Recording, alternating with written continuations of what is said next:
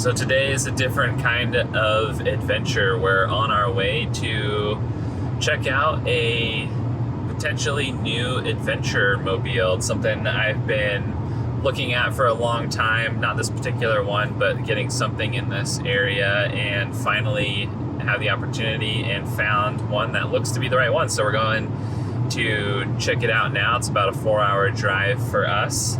Really hoping it checks out. It looks good in the pictures and everything. And yeah, if all looks good, we're gonna pick it up and be driving it home. But I will catch you guys up when we get there. And yeah, can't wait to show you guys.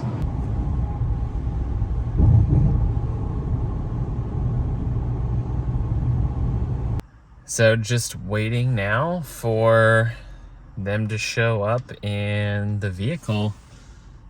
Anxiously waiting. Probably got about 10 minutes until they should be here, and hopefully it is what I hope it to be, and that it's in good shape and runs well, but we'll find out. So I ended up picking it up. I haven't had time to really film it and show you guys yet. I'm trying to make it home before it gets dark if possible, but ended up picking it up, and maybe you can guess what it is from here, but if not, I will see what the light is like when we get home. If not, we'll be showing you guys in the morning. But yeah, super stoked. This is his first little trip, I guess, taking it back home and up over the mountain pass. But yeah, I'm pumped and looking forward to getting out and using it and showing you guys as well. Okay, so it's a few days later and I did get the new vehicle home. It was a little bit sketchy. We ran into some black ice, but it made it successfully on the 4-hour drive home. It's a few days later now. I finally have time to catch you guys up on this new rig, so I won't belabor this. Why don't we go ahead and get right into it.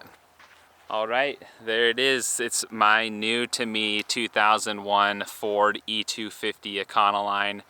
I have been looking at vans for like the last 2 years and really just kind of scoping things out, seeing what's out there for options and what things run price-wise. And you know, things are really expensive right now, and I just happened to stumble upon this. I thought this was a super awesome deal and I was ready to jump on it. I had to drive 4 hours away to actually look at it and determine if I was going to buy it, but I was pretty set on it, and I'm happy to report that obviously it was good enough to pick up.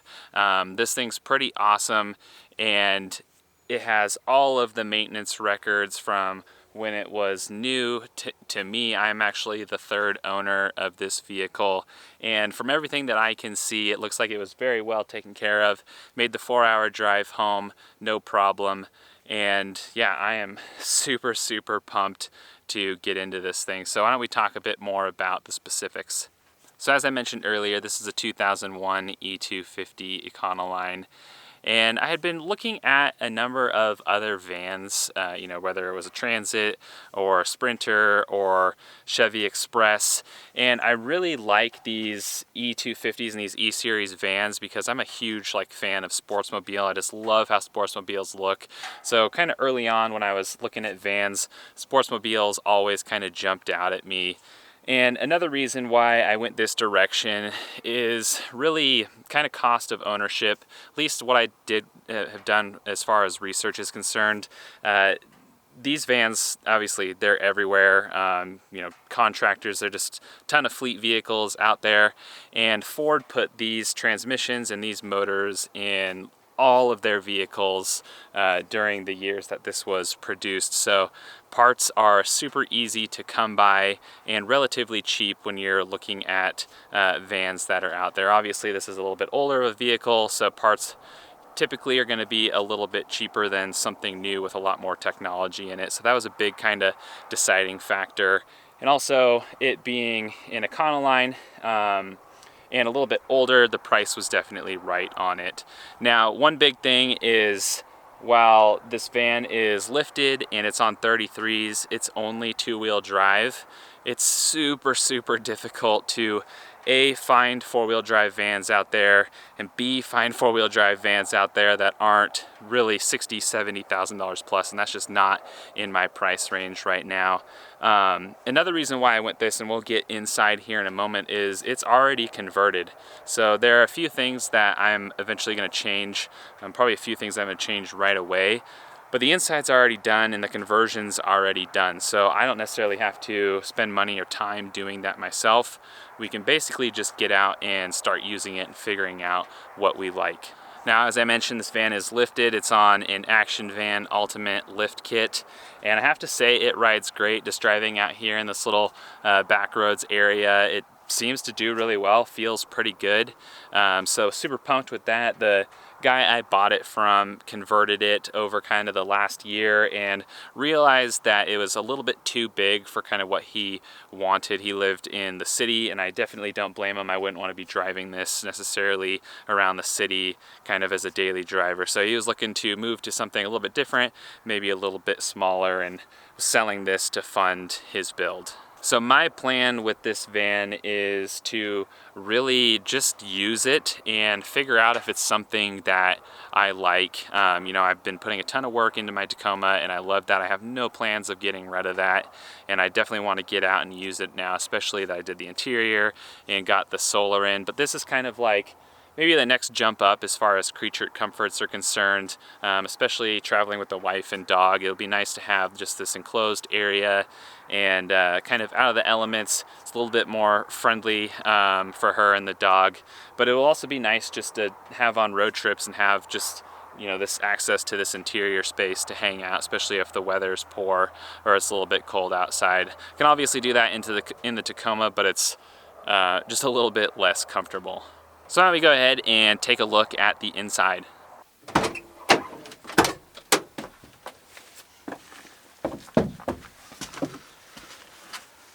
So now that we're on the inside, why don't we go ahead and talk about this conversion and go over some of the things that I like and I don't like. So ultimately, not a ton is going to change in this build right away. It's kind of laid out and has the things that I would put in it already. So it's usable in its current form, and I don't necessarily want to put a ton of money into it right now. I kind of want to get out and use it and figure out really how I want things ultimately and what needs to change.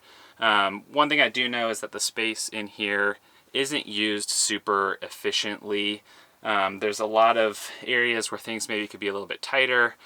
Shelves could be a little bit different, some different choices in material thicknesses or wood thicknesses to save on weight and some space. So those are some long-term things that I would like to address. The only real thing short-term that I want to address is this bed and how it sets up. It is a total pain in the butt to set up. Honestly, don't know why it was done this way. The previous owner said that somebody who wanted to buy it didn't like the traditional pull-out kind of slat style bed. I have no clue why.